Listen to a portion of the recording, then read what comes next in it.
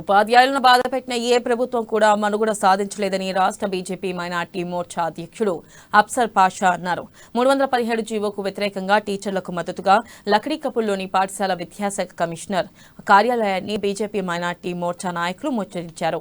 ఇక ఆఫీస్ లోపలికి వెళ్లేందుకు యత్నించిన వారిని పోలీసులు అరెస్టు చేసి నాంపల్లి పోలీస్ స్టేషన్ కు తరలించారు. దీంతో వారు అక్కడే ఆందోళన కొనసాగిస్తున్నారు. స్పౌజ్ బదిలీలు చేయకుండా భార్యాభర్తలను వేరు చేసి ప్రభుత్వం వారికి మానసిక వేతనం మిగిలిస్తుందని మైనార్టీ మోర్చా నాయకులు విమర్శించారు. ప్రభుత్వ చర్యల వల్ల ఇప్పటి వరకు 30 మంది ఉపాధ్యాయులు ఆత్మహత్యలు చేసుకున్నారన్న ఆయన కేసీఆర్ తన వైఖరి మార్చుకోకపోతే పెద్ద ఎత్తున ఉద్యమిస్తామని హెచ్చరించారు.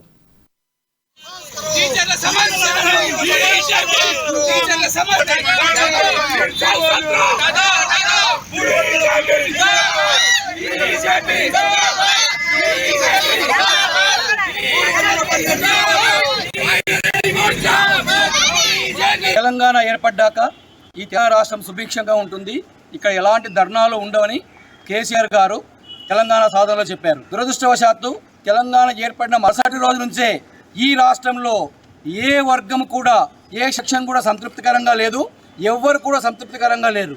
అసలు ఈయనకు కేసీఆర్ గారు గౌరవ ముఖ్యమంత్రి గారు 80,000 పుస్తకాలు చదివినా అంటాడు.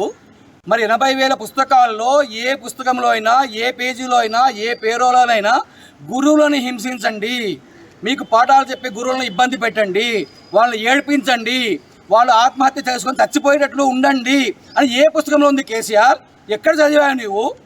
317 జీవోఓ వచ్చిన తర్వాత దాదాపుగా నా ఉపాధ్యాయ సోదరులు, నా గురువు 30 మంది చనిపోయారు. వారి ఉసురు ఊకే పోదు, నువ్వు ఖచ్చితంగా ఊచన లెక్కిస్తావు. గురువులను ఇబ్బంది పెడితే నీకేమొస్తుంది? అంతవరకు సజావుగా విద్యావ్యవస్థ నడిచింది, తెలంగాణ బాగా ఉంది, మంచి విజ్ఞానవంతంగా ఇక్కడ నుంచి ఐఐటీలు, తర్వాత ఎంబీబీఎస్లు, నీట్లు అన్ని సీట్లు వచ్చాయి. ఈయన వచ్చిన తర్వాత ఏందండి